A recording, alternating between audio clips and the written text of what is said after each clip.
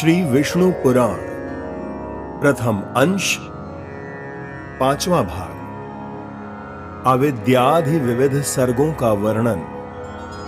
श्री मैत्रेय जी बोले, हे द्विजराज, सर्ग के आदि में भगवान ब्रह्मा जी ने पृथ्वी, आकाश और जल आदि में रहने वाले देव, ऋषि, पितृगण, दानव, मनुष्य, तिर्यक और वृक्षादि को जिस प्रकार रचा तथा जैसे गुण, स्वभाव और रूप वाले जगत की रचना की, वह सब आप मुझसे कहिए।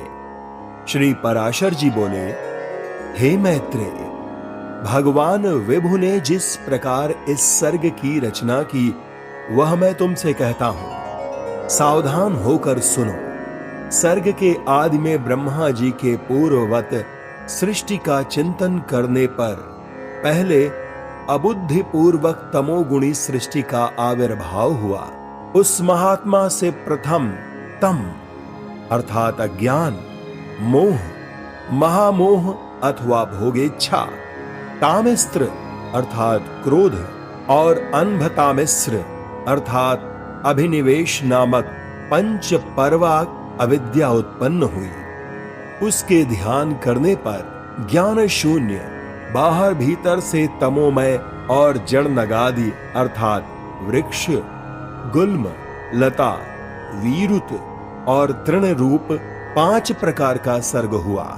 वाराह जी द्वारा सर्वप्रथम स्थापित होने के कारण नगादि को मुख्य कहा गया है, इसलिए यह सर्ग भी मुख सर्ग कहलाता है। उस सृष्टि को पुरुषार्थ की असाधिका देखकर उन्होंने फिर अन्य सर्ग के लिए ध्यान किया तो तिर्यक स्त्रोत सृष्टि उत्पन्न हुई। यह सर्ग वायु के समान तिरछा चलने वाला है, इसलिए तिर्यक स्तोत्र कहलाता है। ये पशु, पक्षी आदि नाम से प्रसिद्ध है और प्रायः तमोमय अर्थात अज्ञानी, विवेक रहित, अनुचित मार्ग का अवलंबन करने वाले और विपरीत ज्ञान को ही यथार्थ ज्ञान मानने वाले होते हैं। ये सब अहंकारी, अभिमानी, 28 वधों युक्त आंतरिक सुख आदि को ही पूर्णतया समझने वाले और परस्पर एक दूसरे की प्रवृत्ति को न जानने वाले होते हैं। उस सर्ग को भी पुरुषार्थ का असाधक समझ पुनः चिंतन करने पर एक और सर्ग हुआ। वह ऊर्ध स्त्रोत नामक तीसरा सात्विक सर्ग ऊपर के लोकों में रहने लगा। वे ऊर्ध स्त्रोत सृष्टि से उत्पन्न हुए प्राणी विषय सुख के प्रेमी, बाह्य और आंतरिक दृष्टि संपन्न तथा बाह्य और आंतरिक ज्ञान युक्त थे। यह तीसरा देव सर्ग कहलाता है। इस सर्ग के प्रादुर्भूत होने से संतुष्ट चित्त ब्रह्मा जी को अति प्रसन्नता हुई। फिर इन मुख सर्ग आदि तीनों प्रकार के सृष्टियों में उत्पन्न हुए प्राणियों को पुरुषार्थ का असाधक जान उन्होंने एक और उत्तम साधक सर्ग के लिए चिंतन किया। उन सत्य संकल्प ब्रह्मा जी के इस प्रकार चिंतन करने पर अव्यक्त प्रकृति के पुरुषार्थ का साधक अर्वाक स्त्रोत नामक सर्ग प्रकट हुआ। इस सर्ग के प्राणी नीचे अर्थात पृथ्वी पर रहते हैं, इसलिए वे अर्वाक स्त्रोत कहलाते हैं। उनमें सत्व, रज और तम तीनों की ही अधिकता होती है, इसलिए वे दुख बहुल, अत्यंत क्रियाशील एवं बाह्य आभ्यंतर ज्ञान से युक्त और साधक है। इस सर्ग के प्राणी मनुष्य हैं। हे मुनि श्रेष्ठ, इस प्रकार अब तक तुमसे 6 सर्ग कहे, उनमें महत्त्व को ब्रह्मा का पहला सर्ग जानना चाहिए।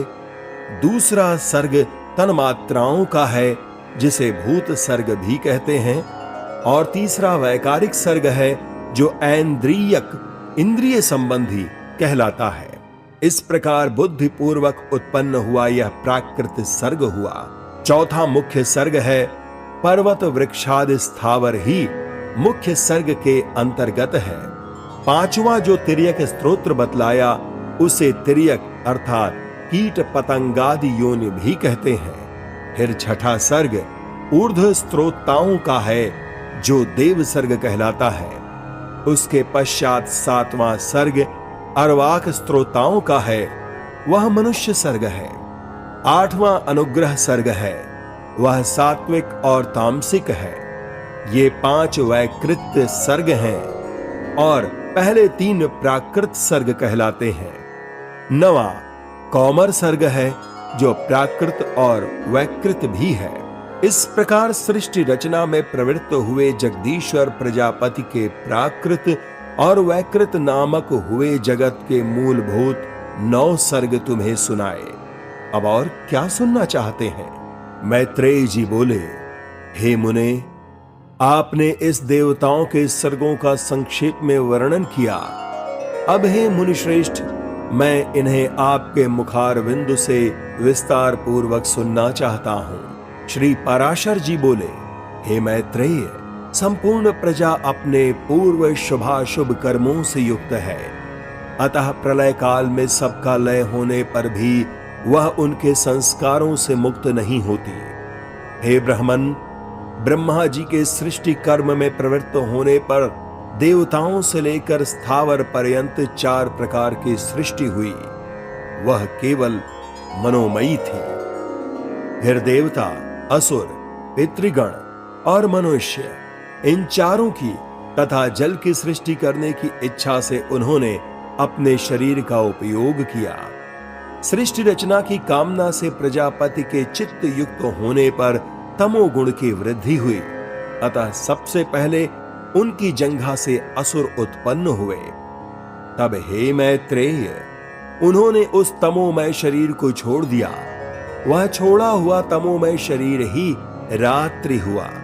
फिर अन्य देह में स्थित होने पर सृष्टि की कामना वाले उन प्रजापति को अति प्रसन्नता हुई और हे द्विज, उनके मुख से सत्व प्रधान देवगण उत्पन्न हुए। तदनंतर उस शरीर को भी उन्होंने त्याग दिया। वह त्यागा हुआ शरीर ही सत्व स्वरूप दिन हुआ। इसलिए रात्रि में असुर बलवान होते हैं और दिन में देवगणों का बल विशेष होता है। फिर उन्होंने आंशिक सत्वमय अन्य शरीर ग्रहण किया और अपने को पितृवत मानते हुए अपने पार्श्व भाग से पितृगण की रचना की। पितृगण की रचना कर उन्होंने उस शरीर को भी छोड़ दिया। वह त्यागा हुआ शरीर ही दिन और रात्रि के बीच स्थित संध्या हुई। तत्पश्चात उन्होंने आंशिक रजोमय अन्य शरीर धारण किया। हे द्विज श्रेष्ठ, उससे रजः प्रधान मनुष्य उत्पन्न हुए। फिर शीघ्र ही प्रजापति ने उस शरीर को भी त्याग दिया। वही ज्योत्सना हुआ, जिसे पूर्व संध्या अर्थात प्रातः काल कहते हैं। इसलिए हे मैत्रेय, प्रातः काल होने पर मनुष्य और सायंकाल के समय पितर बलवान होते हैं। इस प्रकार रात्रि, दिन, प्रातः काल और सायंकाल ये चारों प्रभु ब्रह्मा जी के ही शरीर हैं, तीनों गुणों के आश्रय हैं। फिर ब्रह्मा जी ने एक और रजो मात्रात्मक शरीर धारण किया। उसके द्वारा ब्रह्मा जी से क्षुधा उत्पन्न हुई और क्षुधा से काम की उत्पत्ति हुई। तब भगवान प्रजापति ने अंधकार में स्थित होकर क्षुधाग्रस्त सृष्टि की रचना की।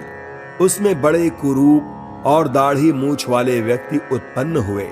वे स्वयं ब्रह्मा जी की ओर ही उन्हें भक्षण करने के लिए दौड़े। उनमें से जिन्होंने यह कहा कि ऐसा मत करो, इनकी रक्षा करो, वे राक्षस कहलाए, और जिन्होंने कहा हम खाएंगे, वे खाने की वासना वाले होने से यक्ष कहे गए। उनकी इस अनिष्ट प्रवृत्ति को देखकर ब्रह्मा जी के केश सिर से गिर गए और फिर पुनः उनके मस्तक पर आरूढ़ हुए। इस प्रकार ऊपर चढ़ने के कारण वे सर्प कहलाए और नीचे गिरने के कारण अहि कहे गए।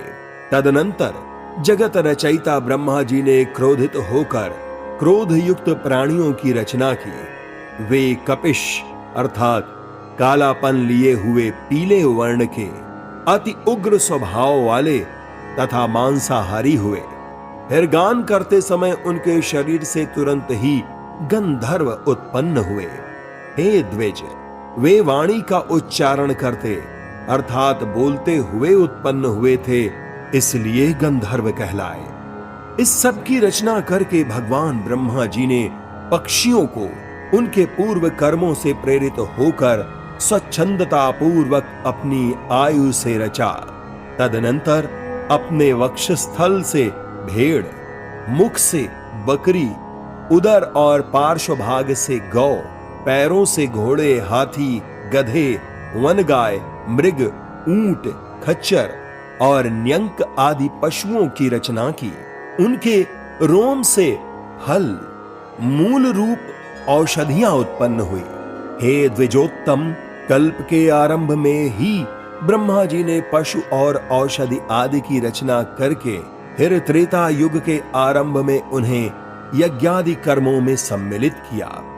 गौ, बकरी, पुरुष, भेड़, घोड़े, खच्चर और गधे ये सब गांवों में रहने वाले पशु हैं। जंगली पशु ये हैं श्वापद अर्थात व्याघ्र आदि, दो खुर वाले वनगाय आदि, बंदर, हाथी और पांचवें पक्षी, छठे जल के जीव तथा सातवें सरीसृप आदि। फिर अपने प्रथम मुख से ब्रह्मा जी ने गायत्री, ऋक, त्रिवृत सोम, रथंतर और अग्निष्टोम यज्ञों को निर्मित किया। दक्षिण मुख से यजु, त्रैष्टप छंद, पंचदश स्त्रोम, वृहत साम तथा उक्थकी की रचना की। पश्चिम मुख से साम, जगती छंद, सप्तदश स्त्रोम, वैरूप और अतिरात्र को उत्पन्न किया तथा उत्तर मुख से उन्होंने एक विशंत स्तोम, अथर्ववेद, आप्तोर्यामाण, अनुष्टुप छंद और वैराज की सृष्टि की। इस प्रकार उनके शरीर से समस्त ऊंच नीच प्राणी उत्पन्न हुए।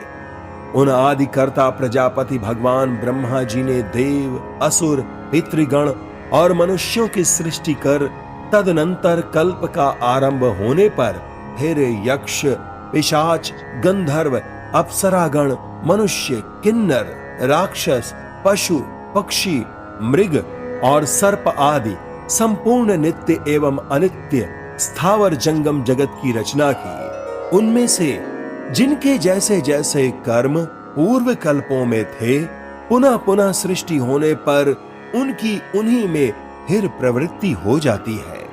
उस समय हिंसा, अहिंसा, मृदुता, कठोरता, धर्म, अधर्म, सत्य, मिथ्या ये सब अपनी पूर्व भावना के अनुसार उन्हें प्राप्त हो जाते हैं। इसी से ये उन्हें अच्छे लगने लगते हैं। इस प्रकार प्रभु विधाता ने ही स्वयं इंद्रियों के विषय भूत और शरीर आदि में विभिन्नता और व्यवहार को उत्पन्न किया है।